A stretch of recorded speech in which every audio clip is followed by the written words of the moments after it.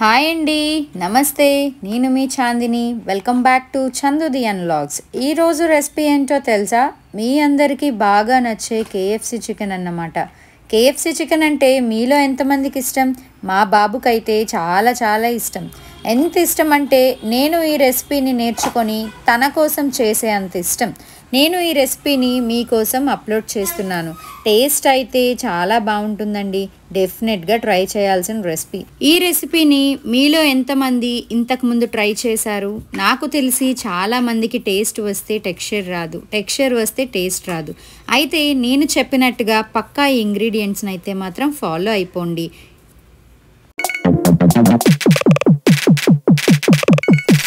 నేనైతే ఒక పెద్ద సైజ్ బౌల్ని తీసుకున్నా. ఎందుకంటే మనం చికెన్ని మ్యారినేట్ చేసుకోవటానికి వీలుగా ఉండేటట్టు మనం కొలతకి తీసుకోవాలి.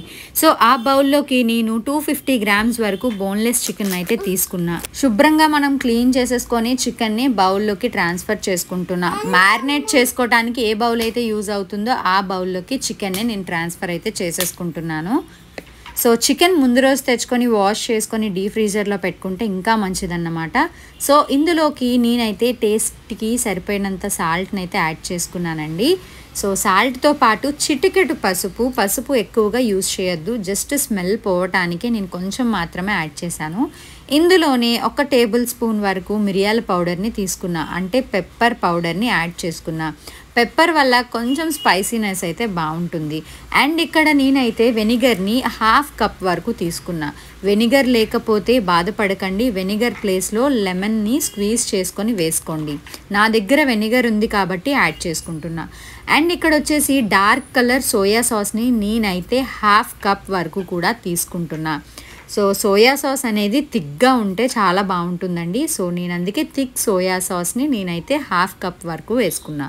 అందులోనే మనం కారం ఎంత తింటామో మనకైతే ఐడియా ఉంటుంది కదా, మాత్రమే వేసుకోవాలి. సో ఇందులోనే నేను 1 టేబుల్ స్పూన్ వరకు కూడా జింజర్ గార్లిక్ పేస్ట్ని తీసుకున్నా. ఇవి అన్నీ కూడా మన ఇంట్లోనే ఉంటాయి. యాక్చువల్లీ ఇందులో మనం ఏం వేసుకోవాలి అంటే ఆనియన్ పౌడర్ ఉంటే ఆనియన్ పౌడర్, గార్లిక్ పౌడర్ ఉంటే గార్లిక్ పౌడర్, పెరి పౌడర్ని కూడా యాడ్ చేసుకోవచ్చు.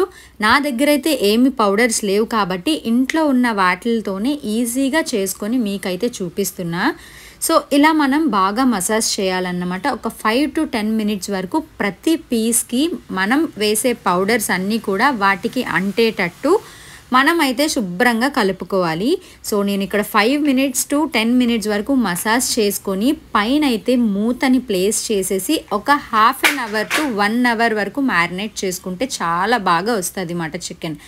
అండ్ ఇక్కడ ఒక ప్లేట్ని అయితే తీసుకున్న. ప్లేట్లో మనం పౌడర్ని మిక్స్ చేయాలి కదా. సో పౌడర్కి మైదా పిండి అయితే తీసుకున్నానండి. ఎగ్జాక్ట్గా కొలత అయితే నేను చెప్పట్లేదు, మనకి తెలుస్తుంది కదా ఎంత యూజ్ అవుతుందో. సో మైదాని అయితే తీసుకున్నా. ఒకవేళ మనం 1 కప్ మైదా తీసుకున్నట్టయితే 1/2 కప్ వరకు కార్న్ఫ్లోర్ తీసుకుంటే సరిపోతుంది అన్నమాట. సో నేను అంచనా ప్రకారంగా ఇక్కడ వేసా. మైదా తీసుకొని 1/2 కప్ వరకు కార్న్ఫ్లోర్ తీసుకుంటే పర్ఫెక్ట్గా వస్తుంది. ఇప్పుడు వీటిలోకి మనం కొన్ని యాడ్ చేయాలి. లైక్ మనం సాల్ట్ తీసుకోవాలి. సాల్ట్ కొంచెం యాడ్ చేస్తే సరిపోతుంది. మనం ముందుగా టేస్ట్ చూసుకొని వేసుకుంటాం కదా, అందులోనే కారం కూడా యాడ్ చేసుకుంటున్నా. సో కారం, సాల్ట్, పెరి పౌడర్ ఉంటే peri powder, onion powder, garlic powder, ఈ పౌడర్స్ అన్నీ కూడా యాడ్ చేసుకోవచ్చు. మన దగ్గర ఇవేం లేవు కాబట్టి సింపుల్గా నేను 3 to 4 వరకే ఇంగ్రీడియంట్స్ వేసి కలిపేస్తున్నాను అనమాట. శుభ్రంగా మొత్తం పౌడర్లో అంతా కూడా మనకి సాల్ట్, కారం ఇవన్నీ కూడా కలిసిపోయేటట్టు మనం కలుపుకోవాలి గైస్. పక్కా నేను చెప్పినట్టుగానే ఈ ఇంగ్రీడియంట్స్ని ఫాలో అయినట్టయితే కేఎఫ్సి చికెన్ బయట కొనాల్సిన అవసరం అయితే మనకి ఉండదు. ఎప్పుడు కావాలంటే అప్పుడు ఇంట్లోనే తయారు చేసేసుకోవచ్చు. ఇప్పుడు నేనేం చేస్తున్నానంటే మ్యారినేట్ చేసిన చికెన్ని ఇప్పుడు ఆ పౌడర్స్లో డిప్ చేసుకుంటున్నాను అన్నమాట.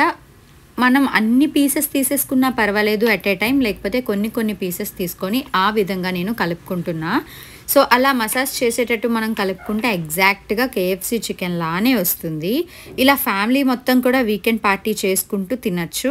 మరి లేట్ చేయకుండా వీడియోనైతే మొత్తం చూశాక మీరు కూడా ట్రై చేసి ఎలా ఉందో అన్నది కామెంట్ సెక్షన్లో మాత్రం తప్పకుండా షేర్ చేసుకోండి.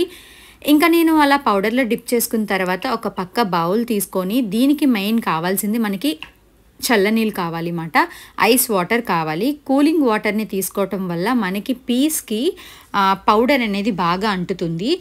ఇప్పుడు అది పీసెస్కి మనం పౌడర్లో పెట్టాం కదా, అదంతా కూడా మనం వాటర్లో డిప్ చేసేసుకోవాలి. డిప్ చేసుకున్నట్టయితే పౌడర్ అనేది ఆ చికెన్ పీస్కి బాగా అంటుతుంది అన్నమాట. సో ఇలా అంటిన తర్వాత మళ్ళీ మనం పౌడర్లో వేసుకోవాల్సి వస్తుంది. మళ్ళీ మనం ఫ్లోర్లోకి డస్ట్ చేసుకోవాలి. వేసి బాగా చేతితో నలుపుతూ చికెన్కి బాగా మసాజ్ చేయాలి. పిండి అనేది లోపలికి వెళ్తే బాగా రబ్ చేస్తూ ఉన్నప్పుడు మనకి లేయర్స్లా వస్తాయన్నమాట. సో ఎగ్జాక్ట్గా మన కేఎఫ్సీలో కూడా లేయర్స్ అనేవి ఫామ్ అవుతాయి కదా, అటువంటి లేయర్సే మనం ఇంట్లో కూడా తయారు చేసుకోవచ్చు. సో ఇక్కడ నేను చూపిస్తున్న విధంగా గట్టిగా మసాజ్ చేస్తూ ఉంటే లేయర్స్ లాగా ఫామ్ అవ్వడానికి ఛాన్సెస్ అయితే ఉంటాయి. సో మిగతా పీసెస్ కూడా నేను ఆ ఫ్లోర్లోకి డస్ట్ చేసేసుకొని అండ్ ఐస్ వాటర్లో డిప్ చేసేసుకొని మళ్ళీ ఫ్లోర్లో వేసేసుకుంటున్నా. సో ఈ విధంగా 1/2 కిలో చికెన్ అయితే ట్రై చేశానండి. నాకైతే పర్ఫెక్ట్గా వచ్చింది. సో మీరైతే లాస్ట్లో చూసి షాక్ అవుతారు, ఎగ్జాక్ట్గానే వచ్చింది అని అనుకుంటారు. అండ్ ఇంక ఇక్కడ వచ్చేసి నేను ఆ డస్ట్లోకి మళ్ళీ చేస్తున్నా కదా, చేసిన తర్వాత ఆ ప్లేట్లోకి తీసేసుకుంటా అన్నమాట. సో ఒక్కసారి మనకి జల్లెడ లేకపోతే చేత్తో అయితే చేత్తో, లేకపోతే జల్లెడ స్ట్రైనర్స్ ఏమున్నా కూడా ఆ రిమైనింగ్ ఎక్సెస్ పౌడర్ అనేది కూడా మనకి పడిపోవాలి.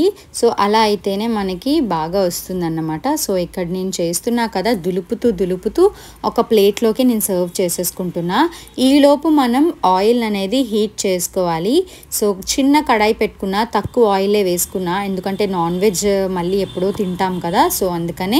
సో ఆ తర్వాత నేనైతే ఇక్కడ చూపిస్తున్నా కదా, ఆ విధంగా అయ్యి ఒక 5 మినిట్స్ లోపే మనం ఆయిల్ హీట్ అయ్యే లోపే మనం ఫాస్ట్గా వేసేసుకోవాలి.